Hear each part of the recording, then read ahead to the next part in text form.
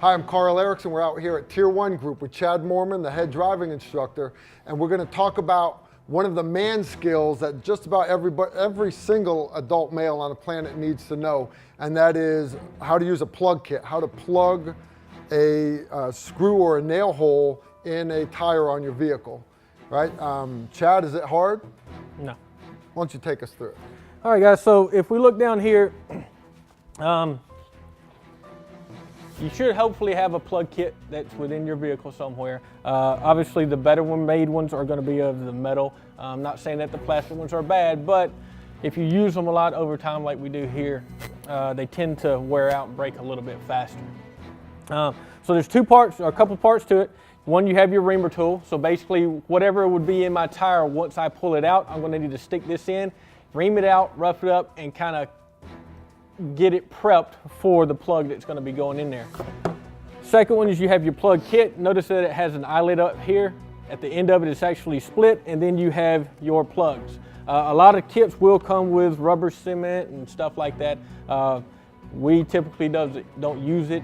If it's hard to actually get in there and you don't have any of that stuff, you can at least spit on it and it will help actually get the plug into it. What are those plugs made out of, Chad? It's just a real sticky rubber compound that once you get it in there, it kind of conforms to the hole, and then it will initially be long and you need to trim it up a little bit. So we'll go ahead and drill a hole into this and I'll show you how to plug it real quick.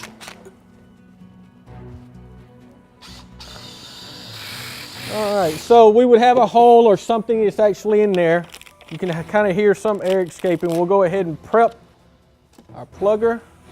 Need to flatten it up on the ends to actually get it to work through the eyelet.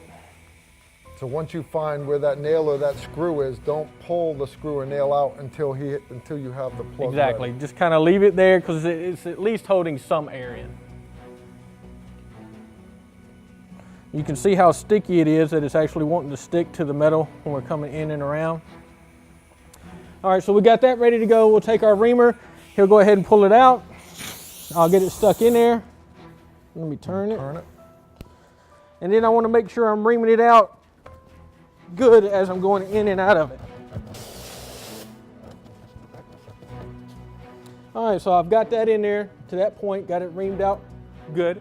If I needed to, I could lube it up or whatever. It does make it a little bit easier. If I don't have any of that stuff, then I can just spit on it. But once I pull it out, I need to get it in there. I want to push it up to where it's about halfway to the plug. I'm going to turn and twist and pull it out quickly. All right, guys, so once we got it reamed out, all we're going to do is take our tire plug, stick it in, make sure we go about halfway in.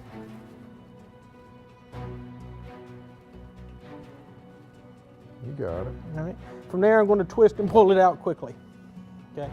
So this right here, we don't want to leave hanging out as we're starting to go down the road. I do want to take and trim it up with a razor blade, scissors, snip it off. All right, now Chad, how about if we didn't have, if we ran out of plugs or we didn't have a plug kit, what could we use? Well, from there, that's kind of where we look over here to this tire. All right.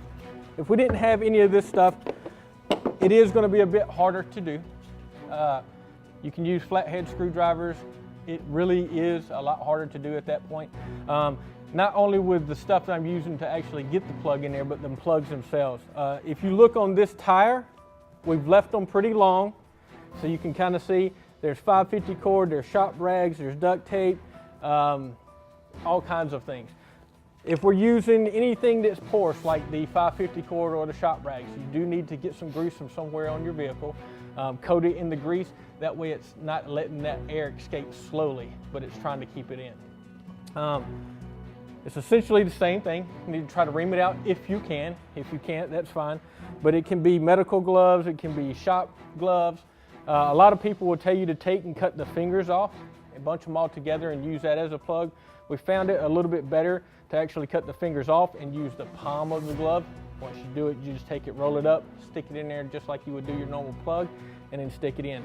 The problem with these improvised plugs, like the duct tape, this, and the rags, is some of them you can't be as forceful with. You got to kind of ease them in. They still do work. As you can see, this tire right here has many of them in it. And you've driven this thing on the track. Yeah, when we initially Yep. did it, we still had air in it, and then drove it on the track. Now, it is not a permanent fix like a tire plug, a manufactured tire plug, but it will get you rolling down range again. It'll get you off the X, and you know that's what you need to get back to civilization sometimes.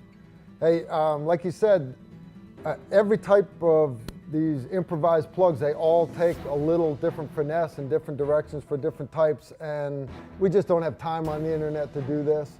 If you want to learn how to do this, again, if you want to be an internet ninja and just watch videos, that's fine. But if you want to learn how to do this stuff for real, you need to come take a professional class taught by professional instructors. So here at Tier 1 Group, this is one of the many skills that we incorporate into a lot of the courses that we train here.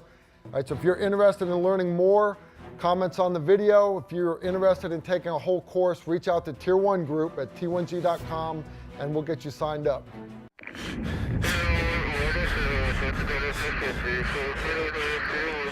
Thank you.